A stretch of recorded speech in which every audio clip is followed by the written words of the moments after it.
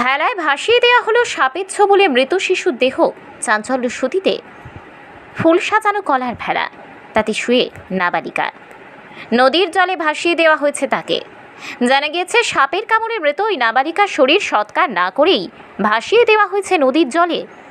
হে যেন মনসামঙ্গল কাব্যের ছায়া 21 শতকেও। সাপের কামড়ে মৃত বালিকার দেহ সৎকার না করে কলার ভেলায় চাপিয়ে ভাসিয়ে দেওয়া হলো নদীর জলে। একবিংশ শতাব্দীতে যখন এগিয়ে চলেছে দেশ, তখনও কুসংস্কারে আচ্ছন্ন গ্রাম।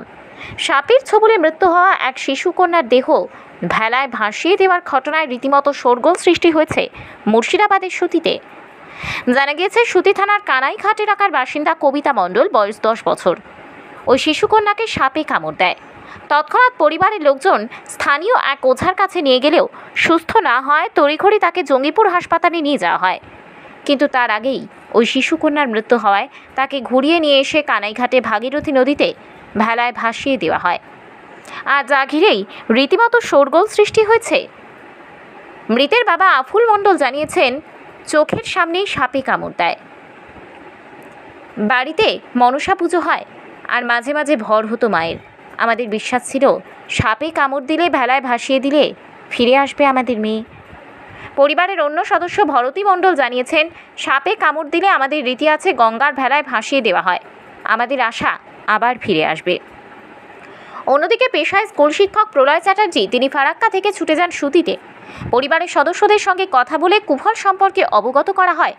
ওঝার কাছে না গিয়ে চিকিৎসকের কাছে যাওয়া হয় এবং সাপে কামড়ানো হলে তৎক্ষণাৎ হাসপাতালে নিয়ে গেলেই চিকিৎসা করানো হলে সুস্থ হতে পারে রোগী।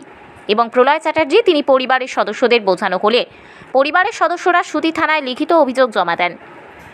শিক্ষক প্রলয় চ্যাটার্জি, তিনি কোথাও সাপ উদ্ধার হলেই ছুটে যান যে কোনো জায়গায়। তার কথায় বর্তমানে অনেক জায়গায় কুসংস্কারে আচ্ছন্ন। সাপে কামড় দিলে তড়িঘড়ি হাসপাতালে নিয়ে গেলে চিকিৎসা সম্ভব।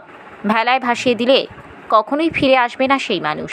পুজো হয়, তাই তো? বাড়িতে মনসা পুজো হয় আর আমাকে বলে কি, বালক যদি বাড়িতে কেউ যদি কিছু বলে কি আমি ছোট বালককে, আর আমাকে দেখে বলতো কি আমি নিয়ে চলে যাব। যদি ভর হতো কার? আপনার? আমার। আপনি কে হন বাচ্চা? মা। কি বলতো আপনাকে ভর হলে? আমাকে বলতো কি, ছেলের বাবাকে যদি বলতো, কিছু বলতো কি, যদি আমার বালককে জ্বালাইস তাহলে আমি নিয়ে চলে যাব তোকে আর আমার ছোট বালককে। ছোট মানে যে ছোট মেয়ে আপনার? আমি এই কথা বলতো, কিন্তু ওকে কোনোদিন কারোর লেগে জানি না কি ওকে এরকম করবে। আর আমার চোখের সামনে এবারে কামড়েছে আর আমি দেখছি খারো না, এখন মানে কাগজে লেখা, চিঠি মিঠি লেখা পাঠা আছে, মানে দেওয়া আছে। আর দিয়ে এখন পোস্টমর্টম করেননি? বডি পোস্টমর্টম হয়নি? আচ্ছা, আপনি কে হন? ওর বাবা, মেয়ের আপনার বাবা। নাম? আফুল মণ্ডল। এটা কোন জায়গা? এটা ওকে ভাসিয়ে দেওয়া হলো কেন? ভাসি দেওয়া হলো কি, আমাদের এই শাস্ত্রে চলে কি, ওই মানে করে কি, কলার মান্দাসে আমাদের সাপে যদি করে দংশন করে, তো আমাদের কলার মান্দাস করে ওই করে বিসর্জন করে। তো এলাকায় এরকম আগে কখনো কাউকে ভাসানো হয়েছে? হ্যাঁ, হয়েছে। তাদের মধ্যে কেউ কি ফিরে এসছে? ফিরে আসেনি। কেউ ফিরে আসেনি? কেউ ফিরে এসছে? এসছে? তাহলে ওই বাচ্চাটা তো ফিরে আসবে না।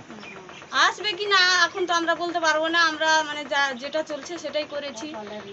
যদি থাকে তো আসবে, তো আসবে। আর আমরা তো আর বিশ্বাস করে তো এখন ছেড়েছি। আপনার নাম? ভারতী মণ্ডল। আপনি কে হন? এনার পাড়া পড়ছি, প্রতিবেশী? হ্যাঁ। আচ্ছা।